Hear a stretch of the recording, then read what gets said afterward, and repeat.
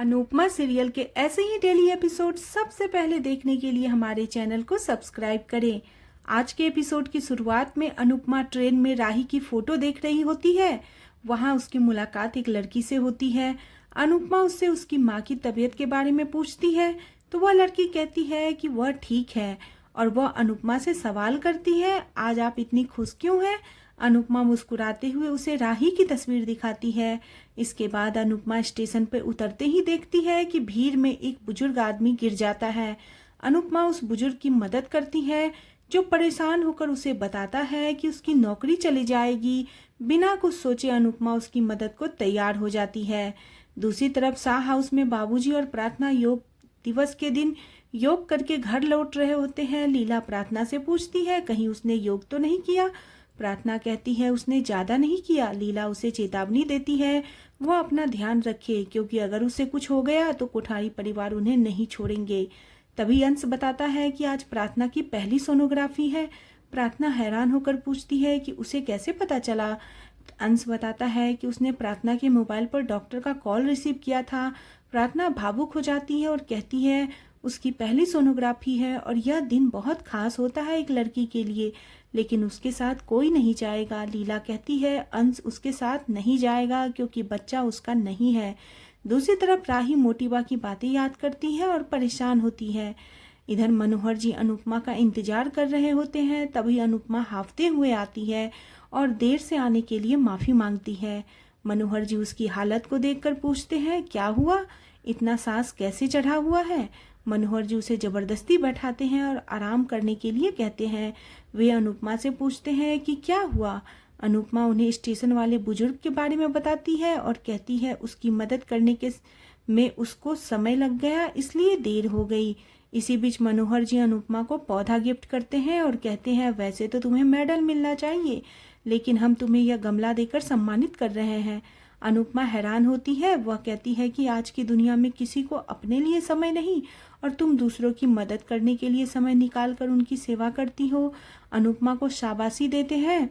अनुपमा उनसे पौधा लेती है और उन्हें धन्यवाद कहती है। इसी बीच मनोहर जी की स्टूडेंट वहां आती है, उन्हें नमस्कार करती है। मनोहर जी एक स्टूडेंट को उदास देखते हैं तो उससे पूछते हैं कि तुम उदास क्यों हो? दूसरी स्टूडेंट बताती है कि वह एग्जाम में फेल हो गई है। मनोहर जी कहते हैं सिर्फ एग्जाम में ही तो फेल हुई हो, जिंदगी में फेल थोड़ी ही हुई हो। वह उसे आज का सुविचार दिखाते हैं और समझाते हैं कि जिंदगी में उतार चढ़ाव चलते रहता है। जिंदगी में कभी नीचे गिरे हो तो नई उम्मीद के साथ फिर से उठो। जिंदगी जियो और जिंदगी में चमक लाओ। अनुपमा उन्हें देखकर खुश होती है। मनोहर जी सभी को डांस की प्रैक्टिस करने के लिए कहते हैं। अनुपमा सुविचार से प्रभावित होती है और वह भी मनोहर जी के जैसे हर परिस्थिति में खुश रहने की सोचती है। वह उम्मीद करती है कि एक दिन उसकी बेटी आकर उसे गले लगाएगी। दूसरी तरफ राही की मुलाकात सड़क पर अंश और प्रार्थना से होती है। अंश पूछता है कि वह स्टाफ की मदद क्यों नहीं लेती। राही कहती है आज सभी व्यस्त हैं। अंश सवाल करता है कि वह घर क्यों नहीं आती, उन्हें याद क्यों नहीं करती। राही बहाना बनाती है उसके पास बहुत काम है और वह बात को टालकर जाने लगती है। अंश राही की तुलना अनुपमा से करता है, जिससे राही बुरी तरह आहत हो जाती है। कहती है इससे अच्छा कोई गाली दे देता, वो इतना नहीं चुभती जितना ये चीज चुभा है। यह सब माही दूर से देख रही होती है। दूसरी तरफ अनुपमा मनोहर जी के लिए जामुन तैयार कर रही होती है। तभी मनोहर जी अपने बेटे से फोन पर बात करते हुए बताते हैं कि वह ठीक है और समय पर दवाइयाँ ले रहे हैं। मनोहर जी बताते हैं कि आजकल बहुत अच्छा खाना खा रहे हैं। अनुपमा हमें बहुत अच्छा खाना बनाकर खिलाती है। वह अपने बेटे से चिंता नहीं करने के लिए कहते हैं और फ़ोन काट देते हैं। मनोहर जी अनुपमा से कहते हैं कि हमारा बेटा हमसे बहुत प्यार करता है। पहले रात को फ़ोन करता था, अब सुबह भी फ़ोन करता है। यह तो हमारी जिद है कि हम अपना देश छोड़कर नहीं जाना चाहते, वरना वो तो हमें रोज़ अमेरिका जाने के लिए कहता है। इसी बीच मनोहर जी अनुपमा से उसके बच्चों के बारे में पूछते हैं। अनुपमा हैरान हो जाती है, उसे उसके सारे बच्चे की याद आती है।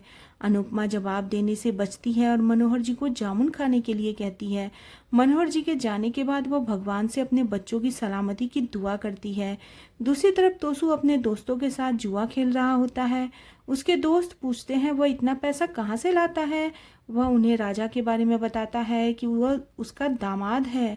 उसका दोस्त एक नई कंपनी खोलने का आइडिया देता है जो तोसू को पसंद आता है और वह उसमें इन्वेस्ट करने का मन बना लेता है। दूसरी तरफ मनोहर जी के स्टूडेंट डांस स्टेप सही से नहीं करते हैं तो मनोहर जी उन्हें टोकते हैं, डांटते हैं और कहते हैं तुम सब गलत कर रही हो, क्या तुमने घर पर अभ्यास नहीं किया? किसी भी कला में निपुण होना है तो रोज अभ्यास करना जरूरी होता है। स्टूडेंट कहती है आप करके दिखाइए। मनोहर जी कहते हैं हमारी कमर अटकी हुई है इसलिए हम डांस नहीं कर पा रहे हैं, वरना हम करके दिखा देते। इतना आसान डांस स्टेप तो कोई भी कर सकता है। तभी अनुपमा वहाँ आती है तो मनोहर जी कहते हैं इतना तो यह भी कर सकती है। मनोहर जी अनुपमा को डांस स्टेप बताते हैं और करके दिखाने के लिए कहते हैं। अनुपमा डर जाती है और थोड़ी हिचकिचाती है, लेकिन वह मजबूरी में डांस स्टेप करती है। वह पूरा डांस स्टेप बहुत अच्छे से कर देती है। मनोहर जी हैरान होते हैं। मनोहर जी हैरान होकर पूछते हैं क्या तुमने नृत्य सीखा है? अनुपमा घबरा जाती है और कहती है नहीं, मुझे कुछ नहीं आता। मनोहर जी कहते हैं तुम घबरा क्यों रही हो? अगर तुम्हें नहीं आता तो सीख लो। अनुपमा घबराते हुए कहती है मुझे नहीं सीखना है और वह चली जाती है। दूसरी तरफ पराग राही से कहता है कि उसे अब अपनी डांस एकेडमी पर फोकस करना चाहिए। राही घर और काम के बीच संतुलन को लेकर चिंतित होती है। पराग उसे हिम्मत देता है और आत्मविश्वास बढ़ाने का खास तरीका बताता है। तभी मोटिबा आ जाती है और राही को घर का काम करने के लिए मना करती है। मोटिबा ताना मारती है। राही हैरान होती है। वह कहती है कि वह अगर घर और डांस में बैलेंस नहीं कर पाई तो डांस छोड़ देगी। मोटिबा ताना मारती है कि डांस छोड़ने के बाद तुम भी अपनी माँ की तरह मुझे ही दोष दोगी कि हमने तुम्हारा करियर बर्बाद कर दिया। राही मदद की पेशकश करती है लेकिन मोटिबा उसे साफ मना कर देती है। पराग राही को अंदर भेज देता है। दूसरी तरफ ईशानी पाखी द्वारा लाए गए महंगे ब्यूटी प्रोडक्ट्स को देखती है और खुश होती है। उसे पता चलता है कि उसने यह प्रोडक्ट्स मीटा के पार्लर से चुराए हैं। पाखी उसे ज़्यादा सोचने से मना कर देती है। पाखी ईशानी को अमीर लड़के से शादी करने की सलाह देती है। उसे समझाने की कोशिश करती है कि लड़के से ज़्यादा उसका वॉलेट पर ध्यान दे। दूसरी तरफ अनुपमा घर लौटती है तो देखती है कि भारती और मंगेश में बहस हो रही है। मंगेश भारती को वापस लौटने के लिए कहता है। भारती मंगेश के पास लौटने से इनकार कर देती है। मंगेश अनुपमा से भारती को मनाने की गुजारिश करता है, लेकिन अनुपमा को अपने अतीत की जख्म याद आ जाती है। मंगेश भारती पर गुस्सा करने लगता है, उसके साथ बदतमीजी करने लगता है। अनुपमा घबरा जाती है। मंगेश भारती पर हाथ उठाने लगता है। तभी अनुपमा मोहल्ले के औरतों को लेकर वहां आती है। सरिता मंगेश को जबरदस्ती तरीके से डांटती है और सबक सिखाती है। सरिता उसे चेतावनी देती है अगर उसने भारती को तंग किया तो बुरा अंजाम होगा। मंगेश डरकर चला जाता है। अनुपमा सरिता और बाकी औरतों को धन्यवाद कहती है। इसके बाद भारती अनुपमा का शुक्रिया अदा करती है और उसके गले लग जाती है। आज का एपिसोड इसी के साथ खत्म हो जाता है। अगले एपिसोड में देखने को मिलेगा कि भारती दुखी होकर कहती है मुझे कुछ समझ में नहीं आ रहा कि मैं क्या करूं। अनुपमा उसे हिम्मत देती है और कहती है कि औरत कभी भी अपना सिंदूर नहीं बांट सकती। अनुपमा उसे बताती है कि उसके पति ने भी उसे धोखा दिया था। भारती हैरान होती है। आज का एपिसोड आपको कैसा लगा प्लीज़ कमेंट करें और बने रहे सीरियल अनुपमा में। नेक्स्ट एपिसोड के लिए चैनल को सब्सक्राइब करना बिल्कुल न भूलें।